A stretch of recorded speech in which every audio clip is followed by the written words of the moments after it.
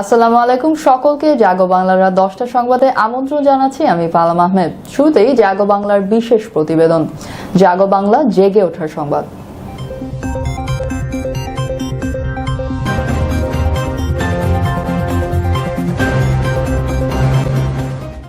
করোনায় আগামী দিনের খাদ্য সংকট মোকাবেলায় কৃষকরাই প্রকৃত যোদ্ধা। এ লক্ষ্যে নিরলস কাজ করে যাচ্ছেন চুয়াডাঙ্গার কৃষকরা।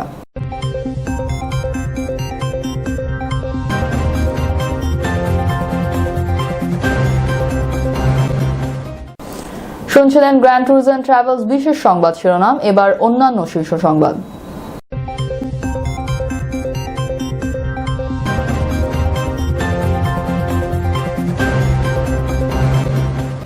কোরবানির ঈদ সামনে রেখে চামড়া শিল্পের ঋণ খেলাপিদের বড় ছাড় দিয়েছে বাংলাদেশ ব্যাংক। মাত্র 2% ডাউন পেমেন্টে তারা ঋণ পুনর্তফসিলের সুযোগ।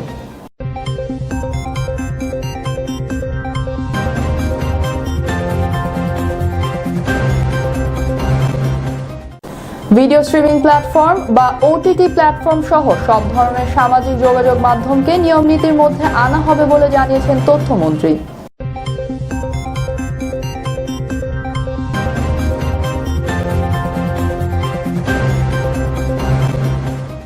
স্বাস্থ্য অধিদপ্তরকে হাসপাতালে আসা সাধারণ রোগীদের চিকিৎসা না দিয়ে ফেরত পাঠানোর অভিযোগ তদন্তের নির্দেশ দিয়েছেন হাইকোর্ট।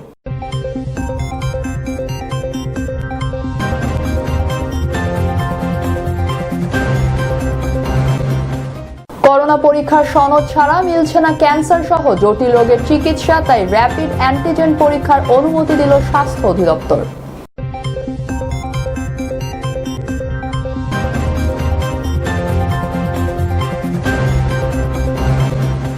যত্রতত্র ফেলা হচ্ছে করোনা থেকে সুরক্ষায় ব্যবহৃত মাস্ক কিংবা গ্লাভস। জনস্বাস্থ্য বিশ্লেষকরা বলছেন এই অব্যবস্থাপনা বন্ধ করা না গেলে সংক্রমণ বাড়বে বহুগুণ।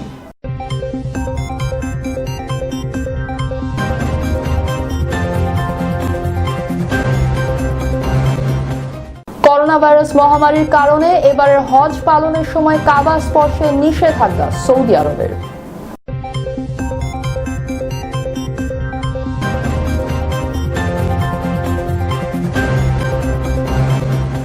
কোভিড-19 রোগীদের হাইড্রোক্সি ক্লোরোকুইন এবং রিটোনাভির প্রয়োগে মৃত্যু ঝুঁকি না কমার কথা জানিয়ে সেগুলো বন্ধ রাখার কথা বলেছে বিশ্ব স্বাস্থ্য সংস্থা।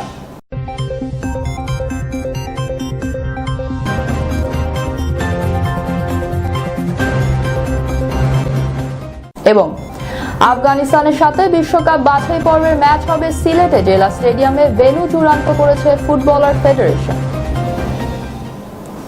শুনছিলেন গ্র্যান্ড ট্যুরস এন্ড ট্রাভেল সংবাদ শিরোনাম। এবারে বিস্তারিত।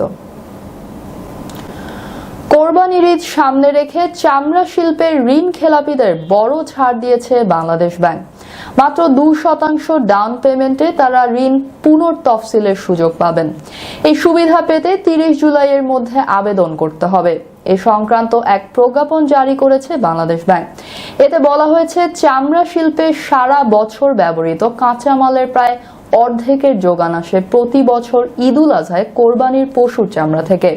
এ সময় কাঁচা চামড়া ব্যবসায়ীদের প্রয়োজনীয় অর্থের যোগান নিশ্চিত করা সম্ভব হলে একদিকে মূল্যবান কাঁচামাল সংরক্ষণ করা সম্ভব হবে, অন্যদিকে কোরবানির পশুর চামড়া বিক্রির মাধ্যমে প্রান্তিক জনগোষ্ঠী আর্থিকভাবে উপকৃত হবে।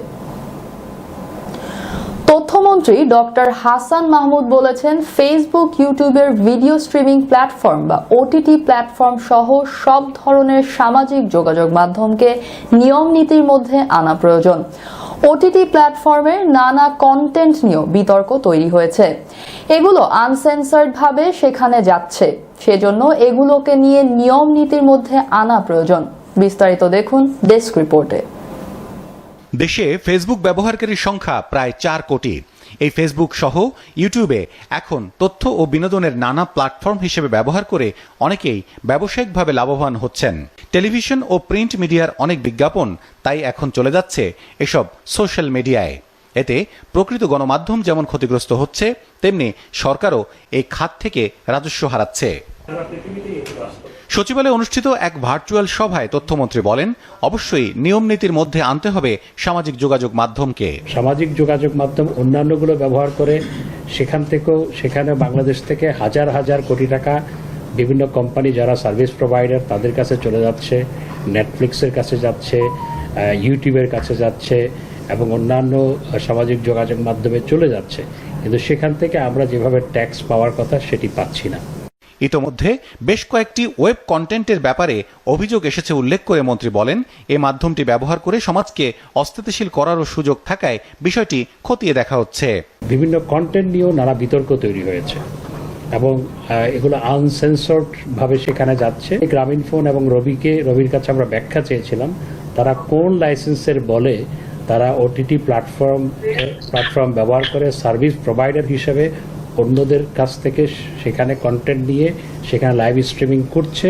সভায় ডাক ও টেলিযোগাযোগ মন্ত্রী যোগ দিয়ে বলেন, ভারতে ফেসবুক অফিস করলেও বাংলাদেশে কথা রাখেনি ফেসবুক কর্তৃপক্ষ, এতে অনেক কিছুই মনিটর করা যাচ্ছে না। বিশেষ করে ধরেন ফেসবুকের মতো প্রতিষ্ঠান তারা বরাবরই আমাদেরকে একেবারে তাদের কমিউনিটি স্ট্যান্ডার্ডে অজুহাত দিয়ে বসে থাকে এবং তারা যেসব ওয়াদা দিয়ে ছিল বাংলাদেশ তারা অফিস করবে, সর্বশেষ যতটুকু আমি জানি তারা বাংলাদেশের জন্য একজন রিপ্রেজেন্টেটিভ নিয়োগ দিয়েছে যিনি দিল্লিতে থাকেন।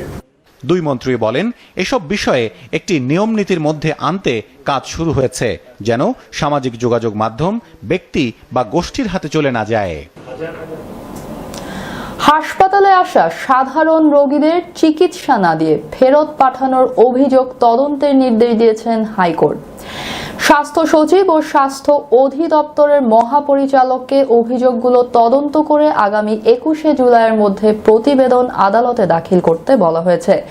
একই সঙ্গে বিনা চিকিৎসায় ফেরত পাঠানোর অভিযোগ দায়েরের জন্য স্বাস্থ্য অধিদপ্তরকে অনলাইনে অভিযোগ নেওয়ার পদ্ধতি চালু করতে নির্দেশ দিয়েছেন আদালত। এছাড়া আদালত 10 কার্যদিবসের মধ্যে অক্সিজেনের মূল্য নির্ধারণ করতে বলেছেন।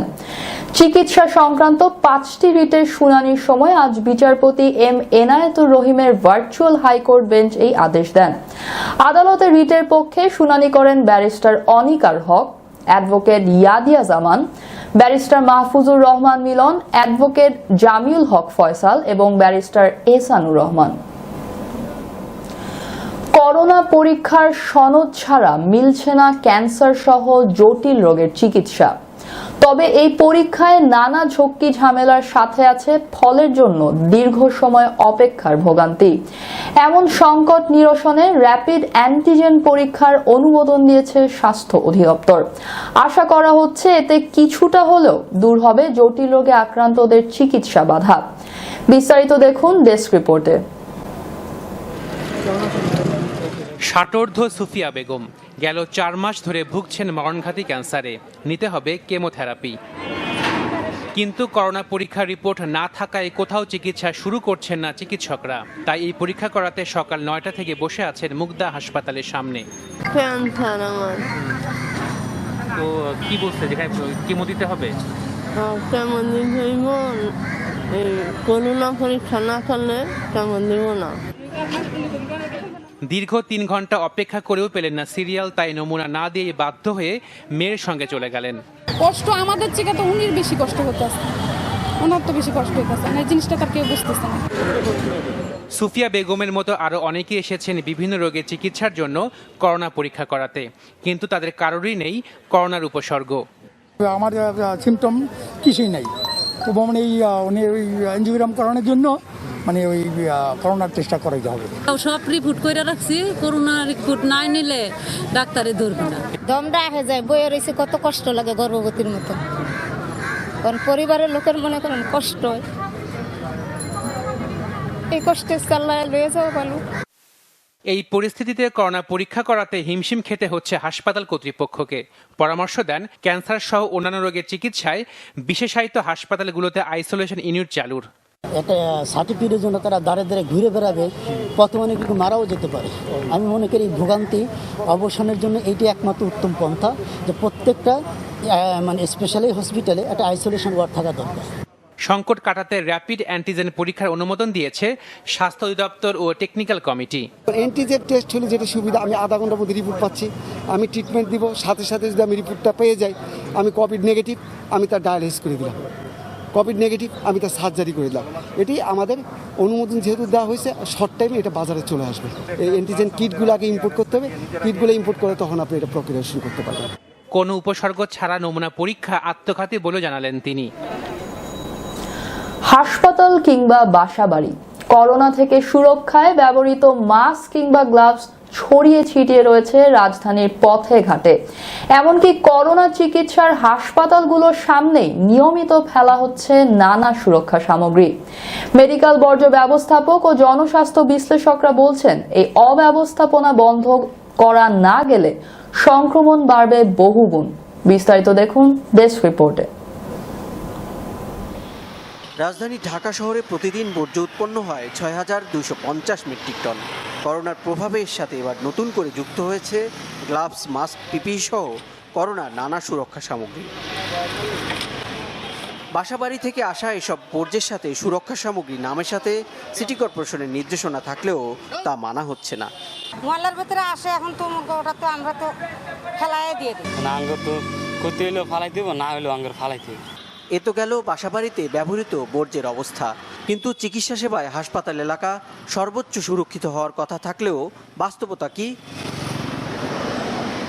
এই যেমন ধানমন্ডি ও সেন্ট্রাল রোড এলাকা, বেশ কিছু নামিদামি বেসরকারি হাসপাতাল যেখানে, অথচ এর চারপাশে ছড়িয়ে ছিটিয়ে আছে মাস্ক, গ্লাভস সহ নানা সুরক্ষা সামগ্রী। গা শিউরে ওঠার মতো অবস্থা দেখা গেল করোনা চিকিৎসার নির্ধারিত হাসপাতাল ঢাকা মেডিকেলের সামনে। গেটে ঢুকতেই চোখে পড়ে স্তূপকৃত মেডিকেল বর্জ্য। পুরো এলাকা জুড়ে ব্যবহৃত মাস্ক, গ্লাভস পরে থাকলেও যেন দেখার কেউ নেই। হসপিটাল তো মানুষ চিকিৎসার জন্য আছে, রোগ নিরাময়ের জন্য।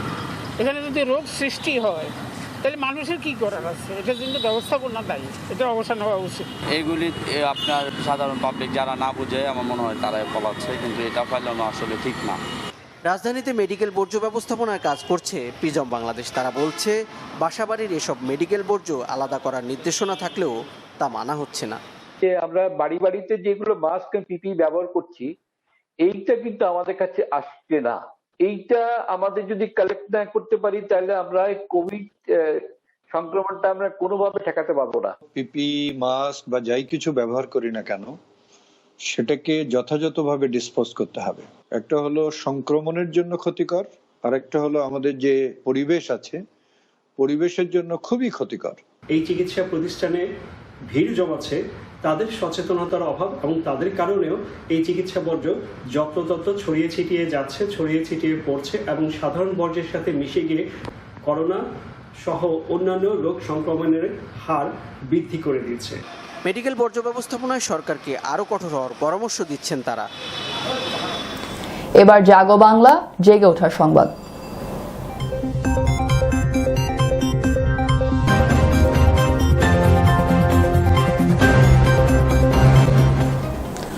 সব সাধকের বড় সাধক আমার দেশের চাষা, দেশমাতারই মুক্তিকামী দেশের সেজে আসা। করোনায় আগামী দিনের খাদ্য সংকট মোকাবেলায় এই কৃষকরাই প্রকৃত যোদ্ধা। এ লক্ষ্যে নিরলস কাজ করে যাচ্ছেন চুয়াডাঙ্গার কৃষকরা। বিশেষ করে ধান, ডাল, সবজি ও মশলা জাতীয় ফসল চাষে জোর দিয়েছেন তারা। চাষ করেছেন অনাবাদি জমিও। নাম বক্সি মণ্ডল।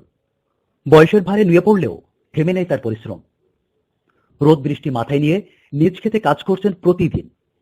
ফলাচ্ছেন সবজি, দমাতে পারেনি করোনার ভয়ও। শুধু তিনিই নন, ফসলের মাঠের সঙ্গে নিত্য সখ্যতা চুয়াডাঙ্গা জেলার বেশিরভাগ কৃষকেরই। আমরা চাষের লোক, আমরা চাষ করে খাবো, কি করবো? আল্লাহ যদি আমাদের কোনো রোগ বাগ না দেয় তাহলে আমরা এভাবে আমরা চলে যেতে পারবো, আমাদের কারো সাহায্যের দরকার হবে। করোনায় ভবিষ্যতে খাদ্য সংকট আসতে পারে এমন ভাবনা থেকেই পরিকল্পনা ও পদ্ধতিগত চাষাবাদে ঝুঁকছেন সেখানকার চাষিরা। যেন ধনুক ভাঙা পণ, ফেলে রাখবেন না এক খণ্ড জমিও। আর আবাদের তালিকায় রাখছেন ধান, ডাল, সবজি ও মশলা জাতীয় ফসল। ভুট্টু কাটে মুখ টুক বুনবো, 10 কাঠা ধান আছে, এই ঘরে উঠলে যে ডাল ভাত খেয়ে বাঁচবো। আমাদের ভুট্টা কেটে ধান লাগাইতে হবে, সারি যদি ধান ঘরে থাকে আমরা ডাল ভাত খেয়ে বাঁচতে পারবো। তো ধান লাগানোর পর যদি আল্লাহ পাক ধান দেয় আমাদের অনেকটা সুবিধা হবে, মানে অভাব অনটন থেকে দূরে থাকতে পারবো। কৃষি সম্প্রসারণ কর্মকর্তা মোহাম্মদ আলী হাসান বলছেন, আগামী দিনের খাদ্য সংকট মোকাবেলায় হবে সম্মুখ যোদ্ধা কৃষক। তাই আশ্বাস সব ধরনের সহযোগিতা। আমাদের কৃষকও কিন্তু করোনার সম্মুখ যোদ্ধা, তারা কিন্তু এই দেশের 16 কোটি মানুষের খাদ্যের মূল যোগানদাতা এবং তারা এখনো কিন্তু সেই কাজটি করে যাচ্ছে এবং আশা করছি এবছর তারা এই করোনাকালীন সময়েও কৃষিকে যেভাবে এগিয়ে নিয়ে যাচ্ছে তাতে এদেশে তো খাদ্য সংকট হবেই না, বরঞ্চ প্রয়োজনে আমরা মনে হয় অন্য কোথাও কিছু খাবার দিতেও পারবো। চুয়াডাঙ্গা একটি খাদ্য উদ্ধৃত জেলা। এখানে মোট আবাদি জমি রয়েছে 95,360 হেক্টর। হাসানুল কবির মামুন, নিউজ ডেস্ক, জাগো বাংলা টিভি। এবার আন্তর্জাতিক সংবাদ।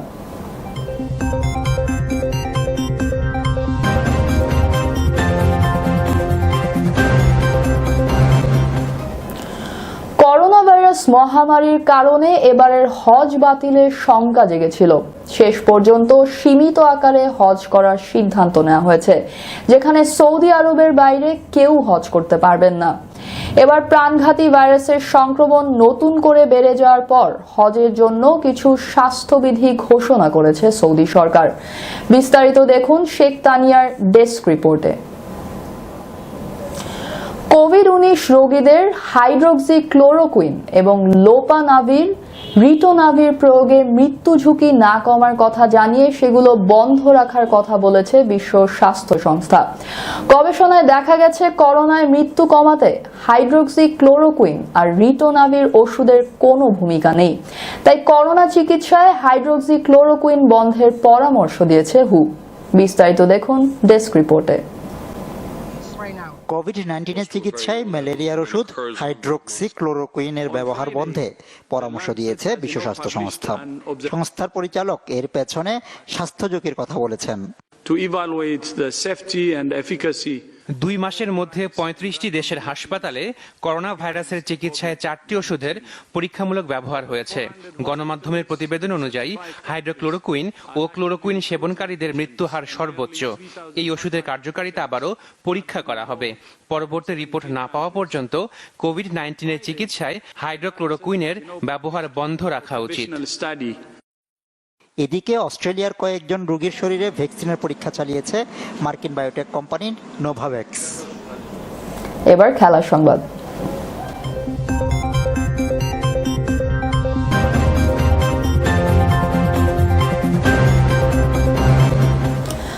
আফগানিস্তানের সাথে বিশ্বকাপ বাছাই পর্বের ম্যাচ হবে সিলেটে জেলা স্টেডিয়ামে। ভারত ও ওমানের বিপক্ষে বাকি 2 ম্যাচের ভেন্যু এখনো চূড়ান্ত করেনি ফেডারেশন। এদিকে লাল সবুজ জার্সিতে খেলতে আগ্রহ প্রকাশ করেছেন বাংলাদেশি বংশোদ্ভূত 10 বিদেশি ফুটবলার। বিস্তারিত দেখুন হাসানুল কবির মামুনের ডেস্ক রিপোর্টে। 26 মার্চ বিশ্বকাপ বাছাই পর্বের ম্যাচে আফগানিস্তানকে আতিথ্য দেওয়ার কথা ছিল বাংলাদেশের। বঙ্গবন্ধু জাতীয় স্টেডিয়ামে স্বাধীনতা দিবসের অনুষ্ঠানের জন্য সিলেট জেলা স্টেডিয়ামকে এই ম্যাচের জন্য বেছে নিয়েছিল ফেডারেশন। নতুন সূচি অনুযায়ী করোনায় স্থগিত হয়ে যাওয়া সেই ম্যাচটি হবে 8 অক্টোবর। বিশ্বকাপ বাছাই পর্বের বাংলাদেশের বাকি 4 ম্যাচের 3টি ঘরের মাঠে। আফগানিস্তান ম্যাচের ভেন্যু অনানুষ্ঠানিকভাবে ঠিক করে রেখেছে ফেডারেশন। স্টেডিয়ামের যে ফ্যাসিলিটিসগুলো থাকা উচিত সেগুলো যেন অবশ্যই সিলেট জেলা স্টেডিয়ামের জন্য সেগুলো এনশিওর করা হয়, সো দ্যাট আমরা ফিফা ওয়ার্ল্ড কাপ কোয়ালিফায়ার্সের ম্যাচটি আফগানিস্তানের সাথে 8 অক্টোবর সিলেটে যেন আয়োজন করতে পারি। বিশ্বকাপ বাছাই পর্বকে সামনে রেখে আগস্টে শুরু হচ্ছে ফুটবলারদের ক্যাম্প। বাছাই পর্বের প্রথম 4 ম্যাচে যেখানে বাংলাদেশের প্রাপ্তি কেবল ভারতের সাথে ড্র করে পাওয়া 1 পয়েন্ট, ঘরের মাঠে সেই অধরা জয়টাই লক্ষ্য মামুনুল সাদদের। আমরা সবাই ভালোভাবে প্রস্তুতি নেব যেন এই ম্যাচটা আমরা জিততে পারি। আর আমি চেষ্টা করব লাস্ট ইন্ডিয়ার সাথে যেভাবে গোল করছে এই ম্যাচে এভাবে গোল করে টিমকে উইন করার জন্য। সেই মিশনে কোচ জেমিদের আস্থার বড় নাম, যেখানে জামাল ভুইয়া ডেনমার্ক ছেড়ে শেকড়ের টানে JB6 ফিরেছেন বাংলাদেশে। লাল সবুজ বংশোদ্ভূত এমন আরো প্রবাসী ফুটবলারদের সন্ধানে টিম ম্যানেজমেন্ট। এরই মাঝে যুক্তরাজ্যের 3 ও জার্মানির 2 প্রবাসী ফুটবলার সহ 10 জন আগ্রহ প্রকাশ করেছেন বাংলাদেশের হয়ে খেলতে। প্রাথমিক পর্যায়ে সেখানে কিছু স্ক্রিনিং হবে এবং একটা পর্যায়ে অবশ্যই জেমি এই ডিসিশনটা নেবেন এবং যখন সেখানে ওই রকম যোগ্য এলিজিবল কাউকে পাওয়া যাবে। আগস্ট থেকে শুরু হচ্ছে বাংলাদেশের জেমিটের তৃতীয় মেয়াদের অধ্যায়। হাসানুল কবির মামুন, ডেস্ক রিপোর্ট, জাগো বাংলা টিভি। সংবাদ শেষ করার আগে গ্র্যান্ড ট্যুরস এন্ড ট্রাভেল শিরোনামগুলো আরো একবার।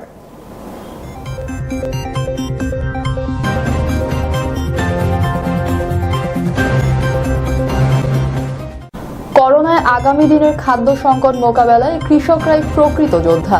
এ লক্ষ্যে নিরলস কাজ করে যাচ্ছেন চুয়াডাঙ্গার কৃষকরা।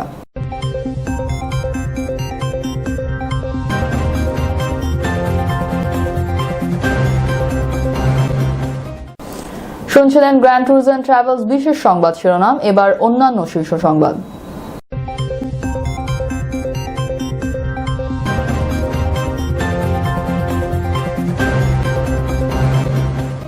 কোরবানির ঈদ সামনে রেখে চামড়া শিল্পের ঋণ খেলাপিদের বড় ছাড় দিয়েছে বাংলাদেশ ব্যাংক। মাত্র 2% ডাউন পেমেন্টে তারা ঋণ পুনর্তফসিলের সুযোগ।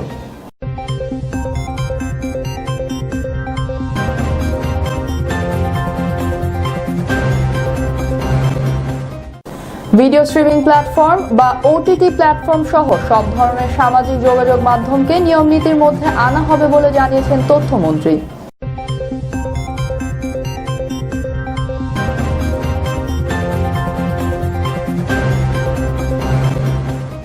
স্বাস্থ্য অধিদপ্তরকে হাসপাতালে আসা সাধারণ রোগীদের চিকিৎসা না দিয়ে ফেরত পাঠানোর অভিযোগ তদন্তের নির্দেশ দিয়েছেন হাইকোর্ট।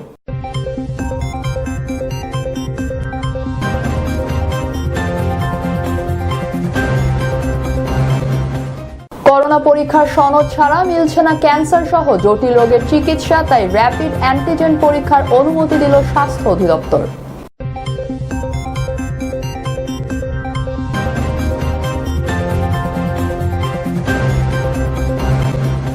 যত্রতত্র ফেলা হচ্ছে করোনা থেকে সুরক্ষায় ব্যবহৃত মাস্ক কিংবা গ্লাভস। জনস্বাস্থ্য বিশ্লেষকরা বলছেন এই অব্যবস্থাপনা বন্ধ করা না গেলে সংক্রমণ বাড়বে বহুগুণ।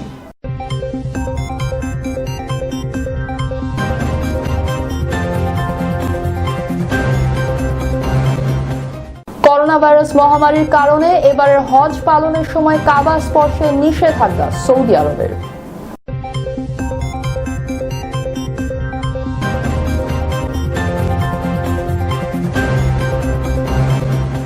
কোভিড-19 রোগীদের হাইড্রোক্সি ক্লোরোকুইন এবং রিটোনাভির প্রয়োগে মৃত্যু ঝুঁকি না কমার কথা জানিয়ে সেগুলো বন্ধ রাখার কথা বলেছে বিশ্ব স্বাস্থ্য সংস্থা।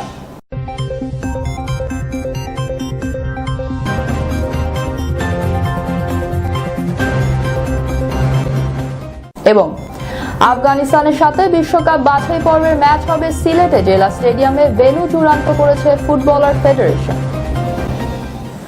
পরবর্তী সংবাদ দেখার আমন্ত্রণ জানিয়ে শেষ করছি জাগো বাংলার রাত 10টার সংবাদ। এতক্ষণ সাথে থাকার জন্য ধন্যবাদ।